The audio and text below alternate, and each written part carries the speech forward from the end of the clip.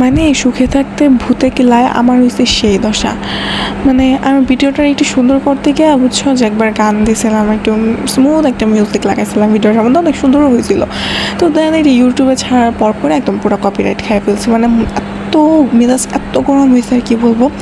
তো দেন আবার ভয়েস দিতে বসে পড়ছি, মানে ডাবল প্যারা এখানে আমার।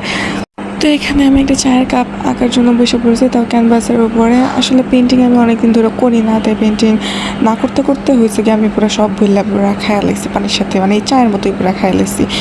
না আমার কোনো নেই আসলে, যারা পেন্টিং করো তাদের একবার হলেও কিছু না কিছু আঁকতে হয়, কারণ নাহলে পরে আমার মতো দশা হবে যে কী রেখে কী করতেছে না করতেছে আমি নিজেও জানি না। তো পেন্টিং আর কি বলবো, তোমরা তো সবাই দেখতেই পাইতেছো কি ঘোড়ার ডিম মার্কা একটা পেন্টিং হয়েছে, তাও ভালো হয়েছে। তো এখানে একটু ফিল্টার মানে একটু নষ্ট করে দিয়েছিলাম, ওইটা তো পরে আবার ডং করে নিজের নামটাও লিখতেছিলাম। আসলে কি ঘোড়ার ডিমের পেন্টিং করছি, তার উপর আবার নিজের নাম মানে সাইন দিতে ভুললো না, বুঝছো?